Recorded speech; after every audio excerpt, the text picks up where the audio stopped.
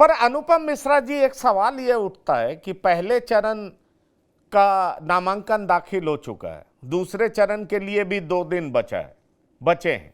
ऐसे में ज्यादातर मुस्लिम सीट्स तो आ चुकी हैं, कवर हो चुकी हैं। अब पल्लवी पटेल क्या अपनी कुछ सीटें जैसे फूलपुर, मिर्जापुर, जहां से वो चुनाव लड़ना चाह रही हैं या उनकी मां चुनाव लड़ना चाह रही हैं, वहीं पे असर डाल सकेंगी? बाकी जगहों पर इनका कोई असर नहीं होगा, क्योंकि जहां पर ये कुछ असर डाल सकते थे वहां तो ये चुनावी मैदान में उतरे नहीं।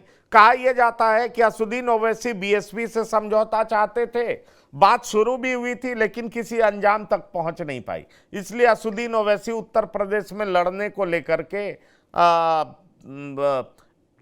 मतलब सोच नहीं रहे थे। अब सवाल यह उठता है कि अब आनन फानन में किया गया यह गठबंधन आखिरकार क्या वाकई अखिलेश यादव को नुकसान पहुंचा पाएगा, एनडीए के लिए लाभकारी साबित होगा, ये महज एक फ्रस्ट्रेशन में बनाया हुआ गया मोर्चा है? क्योंकि जब कोई राजनीति में वजूद नहीं मिल रहा था, कोई मकसद नहीं मिल रहा था, कोई तवज्जो नहीं मिल रहा था अपने बड़े घटक दलों के द्वारा, तो एक अलायंस बनाने की कोशिश की गई है ताकि लोकसभा चुनाव में प्रासंगिकता कायम रखी जा सके और साथ ही साथ भविष्य के लिए एक बेहतर विकल्प के रूप में अपने आप को पेश करने की ये एक कवायद है। Pankaj ji, bye and large जो आप कह रहे हैं ठीक ही कह रहे हैं, लेकिन बस एक जो आपने कहा ना फ्रस्ट्रेशन में बनाया हुआ अलायंस है, फ्रस्ट्रेशन ने इसको राजनीतिक मजबूरी मानी, तो मजबूरी में बनाया हुआ अलायंस है। अनुप्रिया पटेल अपनी बहन से एक, जिसे कहना चाहिए, एक कंपटीशन में उनसे एक होड़ लगाने के चक्कर में पल्लवी पटेल लगातार बगावत दर बगावत करती चली गई। राज्यसभा में उन्होंने खुल के बगावत की। अच्छा, उनको हर हालत में अपनी मां के लिए राज्यसभा सीट चाहिए थी, तो वहां पे उन्होंने बगावत की। उसके बाद उनका तीखापन बढ़ता चला गया, फिर अखिलेश यादव से उनसे फोन पे हॉट टॉक हो गई। उसके बाद वो खुल के कहने लगी कि साहब, हमने तो आलोक रंजन और जया भादुड़ी को टिकट नहीं दिया, वो हार गया, हमें बहुत खुशी है। उसके बाद उनके साथ एक गेम हो गया। कांग्रेस ने पप्पू यादव के साथ जो बिहार में किया, वो पल्लवी पटेल और स्वामी प्रसाद मौर्य के साथ उत्तर प्रदेश में कर डाला कि साहब पहले तो इनको चने के झाड़ पे चढ़ा दिया। अब देखिए, इसको मैं साबित कर रहा हूं। जब पल्लवी पटेल प्रेस कॉन्फ्रेंस में आई तो उन्होंने 4 बार ये बात कही कि कांग्रेस की नैतिक जिम्मेदारी है कि हमको सेटल करें, हमारी सीटें दिलाएं। तो जाहिर था कि कांग्रेस उनको प्रवोक कर रही थी। जब कांग्रेस पल्लवी और स्वामी प्रसाद मौर्य का इस्तेमाल कर रही थी समाजवादी पार्टी को कट डाउन करने के लिए, हैसियत में लाने के लिए, उन पर दबाव बनाने के लिए। तो हुआ ये कि अखिलेश ने बहुत दबाव माना नहीं, और स्वामी प्रसाद मौर्य और पल्लवी पटेल दोनों को कांग्रेस पार्टी ने एकदम उसी अंदाज में डंप कर दिया जिस अंदाज में उन्होंने पूर्णिया में पप्पू यादव को किया। वहां तो उन्होंने लालू यादव के आगे सरेंडर कर दिया, यहाँ अखिलेश यादव से। बड़ी देखिए खुली बात है और थोड़ी सी सिंप्लीफाइड लग रही है, पर हुआ यही। तो उसके बाद पल्लवी पटेल एकदम, जिसे कहना चाहिए कि जिसके मतलब हम थे जिनके सहारे वो ना हुए हमारे, तो करके परेशान हुए। अब उनके पास ऑप्शन क्या था? समाजवादी में वो अपने ब्रिजेस जला चुकी थी, लौटने का रास्ता था नहीं उनके पास। सामने उनके अनुप्रिया पटेल, जो कि भारतीय जनता पार्टी सत्ताधारी पार्टी के साथ मिलकर 2 सांसद, 12 विधायक, केंद्र में मंत्री, राज्य में मंत्री, एक बड़ी ताकत बन के उभरी है, हैट्रिक मारने जा रही है मिर्जापुर से। और पल्लवी पटेल जो प्रेस कॉन्फ्रेंस करके अनुप्रिया पे तमाम आरोप लगा चुकी हैं अपनी माता जी के साथ, उनके पास इसके अलावा कोई ऑप्शन नहीं था। वो कैसा गठबंधन पंकज भाई, जिसमें ओवैसी ऑलरेडी इस बात को तकरीबन जाहिर कर चुके हैं कि वो चुनाव ही नहीं लड़ने जा रहे हैं उत्तर प्रदेश में। उत्तर प्रदेश में आप ये देखिए, पिछली बार मेरठ में देखिए कितना बड़ा एग्जाम्पल दे रहा हूं आपको कि मेरठ में निकाय चुनाव में नंबर 2 आई थी एमआई, यानी सपा बसपा दोनों को हरा के नंबर 2 आई थी। अच्छा, मेरठ में इस बार इनका जरा देखिए कितना गोल्डन चांस है कि भाजपा सपा बसपा तीनों ने गैर मुस्लिम कैंडिडेट उतारा है। मेरठ जैसी मुस्लिम पॉपुलेशन है वहां पे, उसको देखते हुए भी भाजपा, समाजवादी पार्टी और बहुजन समाज पार्टी तीनों ने मेरठ से गैर मुस्लिम कैंडिडेट दिया है। वहां सिर्फ ओवैसी को एक मुस्लिम कैंडिडेट उतारना था। जीतना जीत हार तो बात की बात है, लेकिन एक वो गेम में आ जाते, वो रेस में आ जाते। वो मेरठ में नहीं लड़े। आपने देखा कि संभल में उन्होंने नगर पालिका जीत रखी थी निकाय चुनाव में, संभल में नहीं लड़ रहे हैं। वो जितने मुस्लिम पहले चरण से दूसरे चरण में, मतलब उन्होंने कुल मिला के जाहिर कर दिया कि साहब हमको उत्तर प्रदेश में इस बार चुनाव नहीं लड़ना है। इसके पीछे अखिलेश के इसके पीछे ओवैसी की एक डबल स्ट्रैटेजी बताई जा रही है। पहली तो ये कि हैदराबाद में कांग्रेस भारतीय जनता पार्टी ओवैसी को लगातार घेरती जा रही है। ये बात ओवैसी को पसंद नहीं आ रही है। तो उत्तर प्रदेश में वॉकओवर देके उन्होंने भाजपा को झटका दिया है कि साहब हमारे खड़े होने से जो दो चार वोट विभाजित हो जाते तो आपको फायदा मिल जाता था। अगर आप हमें हैदराबाद में बहुत परेशान करेंगे तो हम देश के सबसे बड़े सूबे में हम वो चुनाव नहीं लड़ेंगे और जिसका नुकसान आपको होगा। और दूसरी बात ये कि ओवैसी कहीं ना कहीं एक बहुत, जैसे हमारे प्रयागराज में भी आया था, उनका भाषण मुझे याद है। वो कह रहे थे कि मुसलमानों तुम लोग एक दो चुनाव और समाजवादी पार्टी को वोट देकर देख लो, लेकिन याद रखना मेरी बात कि इनके बस का नहीं, इसे हो नहीं पाएगा। यानी कहीं ना कहीं वो रास्ते से हट के एक बार ये भी साफ करना चाहते हैं कि साहब कांग्रेस और सपा के गठबंधन के बस का है नहीं भाजपा को रोकना। और वो एक बार for once and for all ये दिखाना चाहते हैं कि साहब मुझे आप वोट कटवा कहते हैं, मैं रास्ते से हट गया। उसके बाद भी समाजवादी पार्टी या कांग्रेस भाजपा को नहीं रोक पाई। पंकज भाई, भाजपा को नहीं रोक पाएगी। लेकिन देखिए उनकी कुछ गतिविधियां इस तरह की होती हैं कि वो अपने कौम के दिलों में बस जाते हैं। अब अभी देखिए मुख्तार अंसारी के घर पहुंच गए। जब तक समाजवादी पार्टी का नेता कोई उस तरह का पहुंचा नहीं, वो वहां जाकर के पहुंच गए। ये बात और है पर कि पंकज भाई मुख्तार अंसारी घर पहुंच गए, लेकिन अफजाल अंसारी ने उनसे मुलाकात करने से इनकार कर दिया। नहीं नहीं, वो बात वो अफजाल अंसारी जो स्वामी प्रसाद मौर्य से मिले, स्वामी प्रसाद मौर्य से मुलाकात की, उन्होंने अपने फोटो जारी की। उन्हीं अफजाल अंसारी ने सिर्फ अखिलेश यादव के खौफ से, समाजवादी पार्टी के खौफ से कि ऐसा ना हो साहब अखिलेश नाराज हो जाए, उन्होंने अपने घर आए असुद्दीन मतलब असद ओवैसी से मुलाकात करने तक से मना कर दिया। नहीं मना कर दिया, लेकिन मुस्लिमों में मैसेज तो छोड़ गए ना असुद्दीन ओवैसी। मैं वही बात कहना चाह रहा हूं।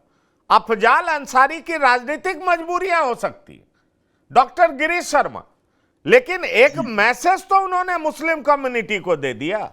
जैसे वो सिवान पहुंच जाते हैं हिना साहब को कहने कि आपका मेरी पार्टी में स्वागत है। वहां पर भी देखिए जब शहाबुद्दीन गुजरे थे उसके बाद असुद्दीन ओवैसी वहां भी पहुंच जाते हैं और वहां सीधा संवाद स्थापित करते हैं और उनकी पत्नी को कहते हैं कि आपका मेरी पार्टी में वेलकम है। ऐसे में सवाल उठता है कि असुद्दीन ओवैसी भले ही चुनाव ना लड़े, इस चुनाव में नहीं उतरे, लेकिन अपने लिए जमीन तो वो तैयार कर ही रहे। और जब पल्लवी पटेल आगे बढ़ करके जाती हैं तो असुद्दीन ओवैसी गठबंधन बनाते हैं और कहते हैं ठीक है एक घटक दल तो उत्तर प्रदेश से जुड़ा, क्यों नहीं एक ट्राई किया जाए। आप इसको कैसे देखते हैं डॉक्टर गिरीश शर्मा जी? वो फिरके की राजनीति करते हैं ओवैसी साहब, तो जाहिर है कि जहां जहां भी उनके फिरके से जुड़ी वारदातें होंगी वो अपनी उपस्थिति दर्ज कराएंगे।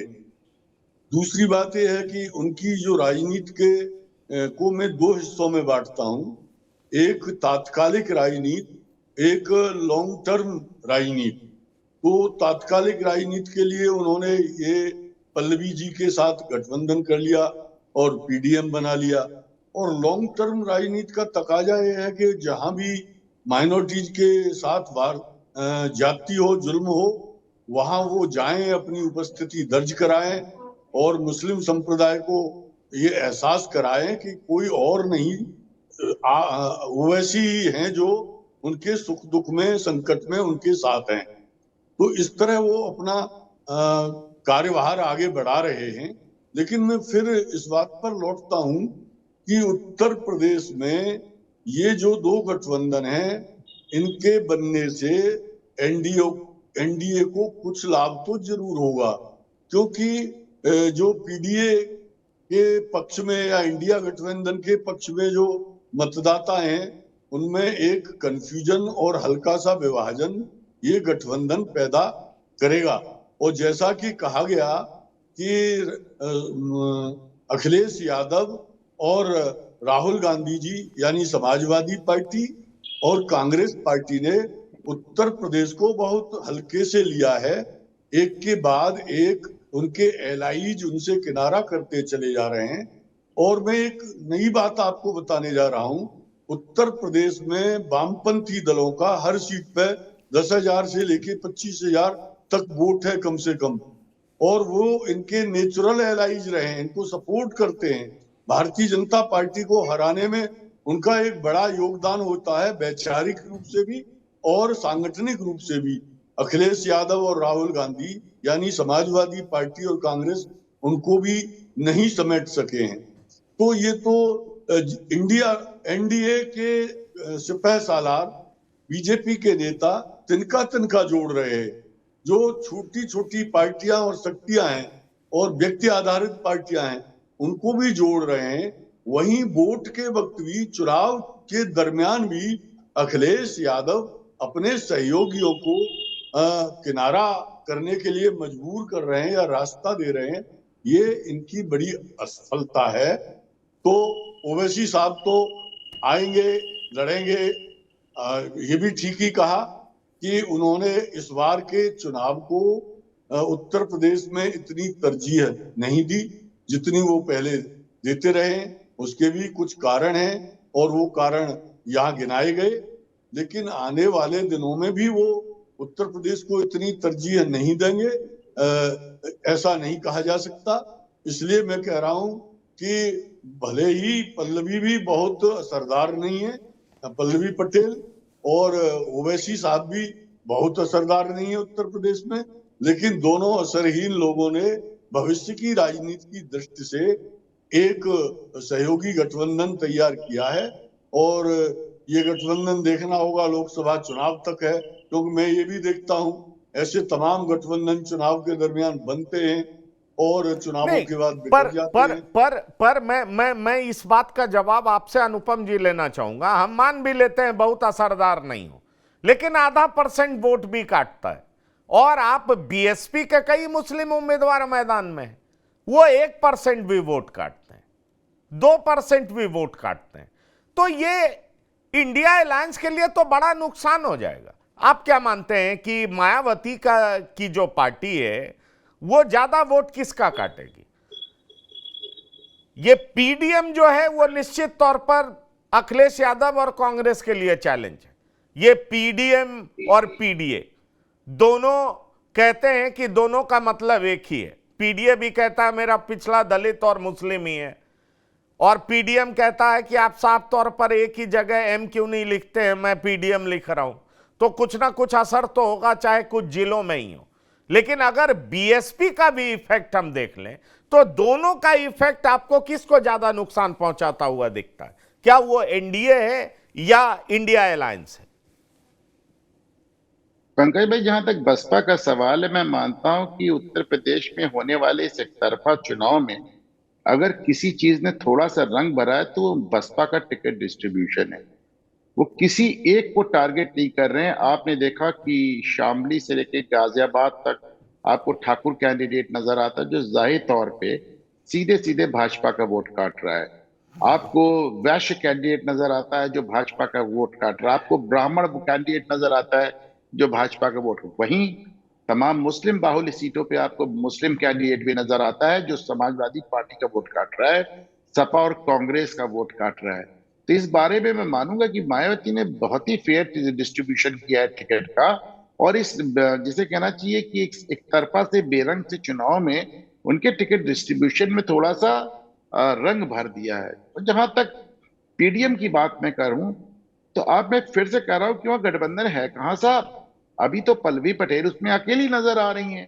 अगर स्वामी प्रसाद मौर्य भी मानिए आ जाते हैं, जुमा जुमा 4 दिन की पार्टी है उनकी, और बाबू सिंह कुशवाहा आ जाते हैं। कौन है बाबू सिंह कुशवाहा? कहाँ है बाबू सिंह कुशवाहा? कितने बड़े नेता हैं बाबू सिंह कुशवाहा? स्वामी प्रसाद मौर्य, बाबू सिंह कुशवाहा एक विधानसभा अपनी निकाल नहीं पाते।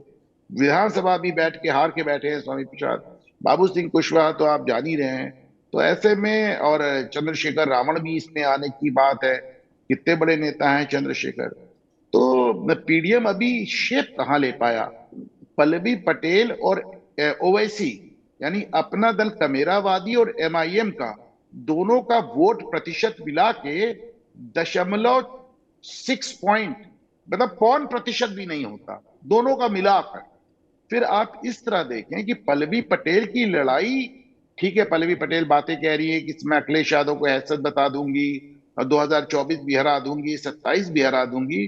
पर मैं बड़ी ईमानदारी से कह रहा हूं पंकज भाई कि पल्लवी पटेल की लड़ाई ना कांग्रेस से है, ना सपा से है, ना बसपा से और ना भाजपा से। उनकी लड़ाई अनुप्रिया पटेल से। वो बार बार मिर्जापुर लड़ने की बात करती है।